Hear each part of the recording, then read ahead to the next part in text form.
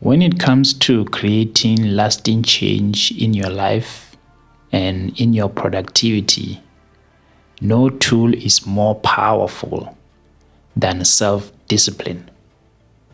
Self-discipline is one of those things it's a power. It's a powerhouse of a tool to have in your arsenal when it comes to 10xing your productivity or just overall improving your life in every other aspect. Self-discipline is it's a very difficult thing to cultivate. For me personally, I struggle with self-discipline my entire life. I have had periods of productivity and periods of laziness pretty much my entire life, and I think this goes for most people. I don't remember ever having a year where I was consistently productive or consistently disciplined in one thing for an entire year. I came close quite a few times, but I failed. I have never been able to be disciplined for a very prolonged period of time in any goal that I'm trying to achieve.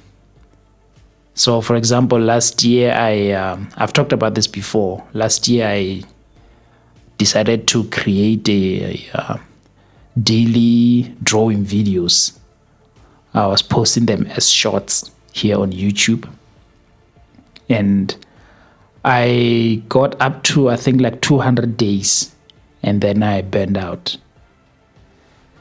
But that had more to do with my strategy, and I think that's what comes down to when trying to build self-discipline is the strategy that you're going to use. And the best strategy for me in order to be disciplined for a long period of time is a strategy that doesn't feel like I have to push myself through to be able to sustain. It has to be a strategy that actually just pulls me. It has to be a strategy that is a part of my everyday way of doing things. It mustn't feel like a big chore that I have to push myself to do. It just has to be part of what I do every day. It has to be part of me. And if it's part of me, part of my daily routine, to be disciplined about it is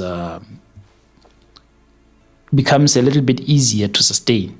I've used this example before, where I'm talking about brushing your teeth. I'm very self-disciplined when it comes to brushing my teeth every day. I brush my teeth in the morning and at night before I go to sleep, without fail. And it's just something that I do, and it's not a laborious task that really drains me. No, I can just do it because I'm used to it. So I think this is how you build self-discipline. You have to create a system that is not too tedious. A system that feels like just a minor thing. Okay, not a minor thing, but something that is not so heavy. It's not so difficult to do that you have to constantly be pushing yourself to do it, because you will burn out. And yeah, you can only do that for so long.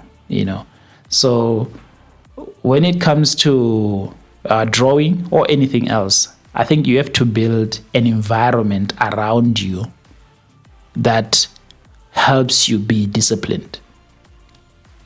So if you are trying to cut sugar in your life, you wanna, instead of trying to just tell yourself, okay, I'm not gonna eat sugar, create an environment that will actually help you with that. Right, where you live, your environment, remove all the sugar stuff from your house. Take it out. There must not be any sugary things. So basically, for you to want to eat a candy bar, it has to be difficult. You have to actually get out of your place and go find it somewhere, rather than it being right there in front of you. You are gonna reach for it. So the same thing with everything else. If you want to be disciplined in drawing, make sure that, for example, if you draw in the morning, that night, just prepare your workstation.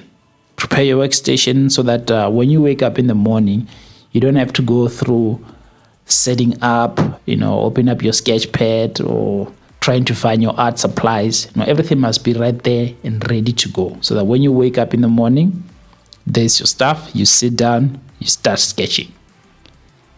So you have to create an environment that makes things a little bit easier for you, so that it doesn't feel like you have to jump through hoops to be able to do this task that you have to do on a daily basis.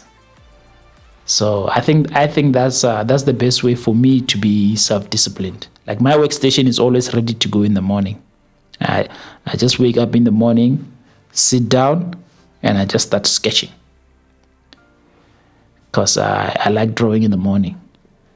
So yeah, your environment, use your environment as a tool to help you.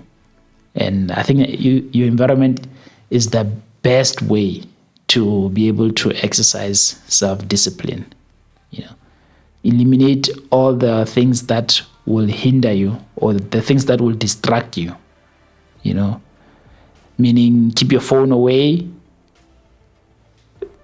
and keep your phone at a distance if that is a big distraction for you, and just create an environment that will help you do the things that you need to do. And like I said before, this doesn't go for art only, it goes for everything else in your life. You want to try to create an environment where things are easier for you to do, rather than, like, for another example that I can give is with my diet. I'm trying my best to live a healthy lifestyle, and for me that means eating a lot of greens and eating less sugary things. So I don't have any candy, no candy bars. I don't have any any snacks in my house. The only sugary things here are fruits. So I make sure that I stock up on fruits.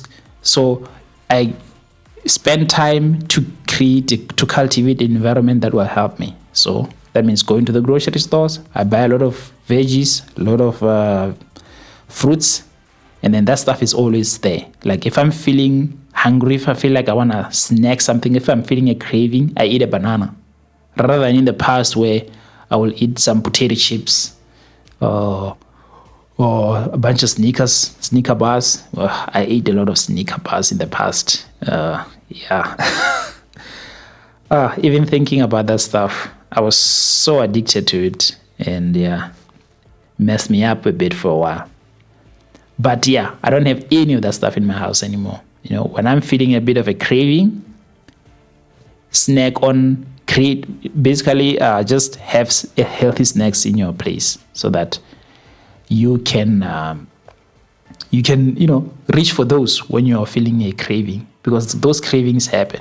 And I'm not saying you are not allowed to indulge every once in a while, but I think when it comes to indulging, for me, speaking about my diet, I don't indulge in my place. Like, if I want to indulge on something, I have to go outside, go to a restaurant or something, or go somewhere else, buy that thing that I want to buy, eat it there. Like, I don't stock up on it, bring it to my place. I keep that stuff out of my place, right? So if I'm feeling like a sneaker bar, for example, maybe that weekend, I'm like, okay, it's been a while, let me just get one sneaker bar. No, go to the petrol station or whatever, and then I get a bar, eat it there, and then I'm done. Don't bring it to my place, right? Because my environment is set up so that it can help me. And that's how I'm going about practicing self-discipline. And it's been working out for me. And I'm not saying I'm not gonna have setbacks. That will happen. And the best way for me to approach it is to expect it. Like I'm expecting that there will be days where I am not feeling my best, and I cannot perform my tasks. And during those days, I just give myself a break. I don't try to be too hard on myself. Of course, that's another thing that I used to do, where I will set up a system, and when that system, when I hit an obstacle eventually, which will eventually happen, an obstacle that disrupts my system, I get so frustrated and I just throw the whole thing out. I'm like, this doesn't work. No, it works. It works. It's just that these obstacles are part of life. They will happen. The thing is to embrace them when they happen. When you hit an obstacle and, for example, you can't draw that day, or for whatever reason you forgot to stock up on your food and you found yourself reaching for your phone and Uber eating some stuff, that's okay. That happens. The main thing is because what happens is after you indulge, immediately after that, you don't feel so good. And that's okay. That's okay. Just remind yourself, these are the setbacks that happen. Just get back on that horse. Go out, get your veggies, get your fruits, and then stock up again, and then continue eating healthy. Same thing with drawing. Days where you fall behind, maybe you wake up late and you can't draw that morning if you're a morning person.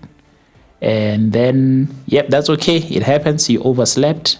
It's life. Get back to it again tomorrow. That's okay. That's okay.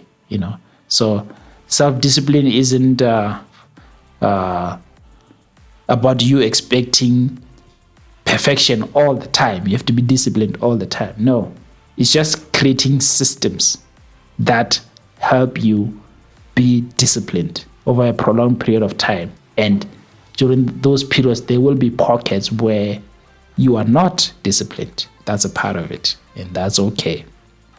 So give yourself some grace, but set up a system. That is important. And the best way for me, and I think it can help a lot of people, use your environment. Start with your environment before anything else. If you say you want to start drawing on a daily basis, or you want to start practicing some things on a daily basis, plan ahead, prepare. Set up your workstation. If you're going to be practicing drawing hands, gather some reference, stock up on those references, have them ready to go in the morning, right? So that night you're going to set up the reference, the stuff that you're going to study the following day in the morning. You set them up in the evening, and then you have them ready on your workstation tomorrow. So when you wake up, you're not looking for reference. You're not starting by saying, what am I going to do? No, everything is set up. You just sit down, you're ready to go. So that's what I mean when I say use your environment. And it's been very, very, very useful for me. And I've been seeing some progress. The progress is slow, of course, but I just have to keep at it. And this helps me stay this helps me stay disciplined, and it's been working out. So I would encourage you to give this a try and see how it goes. I think you'll be amazed at the results. You'll be amazed at the things you are able to do. And having said all of that, thank you for checking out this video, and I will catch you on the next one. Cheers.